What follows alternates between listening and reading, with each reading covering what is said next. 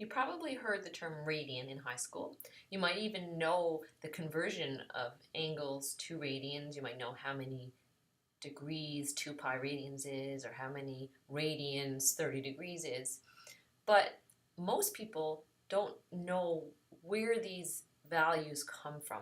So what are radians anyway?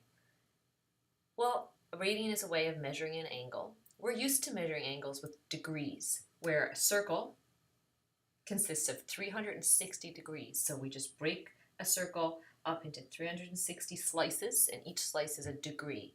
And then if we want this angle, we just ask how many slices is it in there, how many degrees are in there. But this is not the only way to measure or to describe an angle.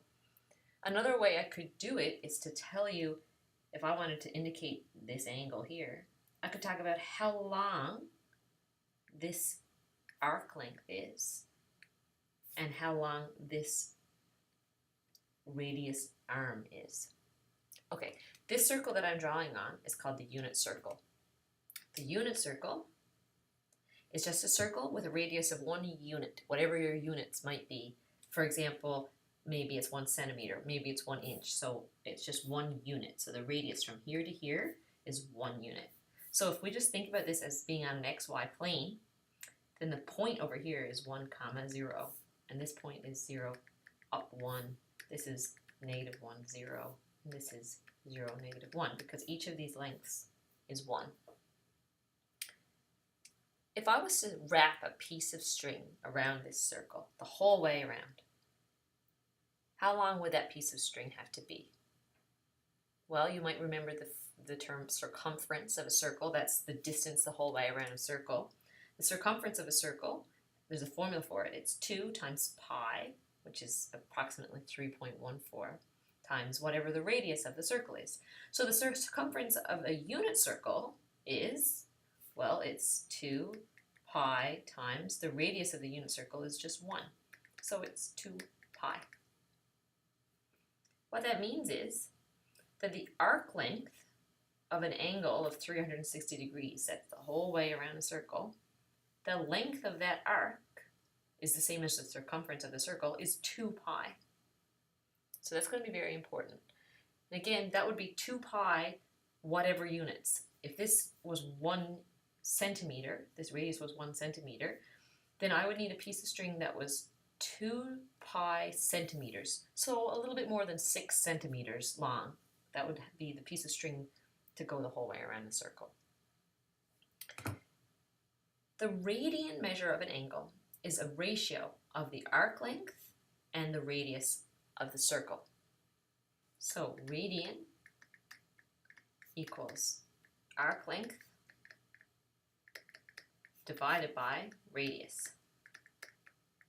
In the case of the unit circle, if we're going to draw all of our angles on the unit circle, which it turns out to be easiest to do, then that will be just arc length divided by 1, because the radius of the unit circle is 1. So radian is just arc length. So when you say, for example, that 360 degrees is 2 pi radians, what you're saying is just that the length of string to go the whole way around 360 degrees is 2 times pi. So an angle of 360 degrees is 2 pi radians. Again, this is just an alternate measurement instead of angles. The conversion of angles to radians is like this. If you have x degrees, like for example 360 degrees, then that's going to be x times pi divided by 180 radians. So 360 times pi over 180. If I simplify that, I get 2 pi radians. Now, there is this formula, and you can also get the formula to go in the opposite direction. However, lots of times you might find it easier just to think about fractions of the circle in order to figure out how many radians something is. So here's the circle again. If I know that a piece of string that goes all the way around like this, if I know that that piece of string is 2 pi units long, 2 pi centimeters, then how long is the piece of string that only goes halfway around? How long is this piece of string? Well, it would be half as much. It would be pi centimeters. And so 180 degrees is pi radians.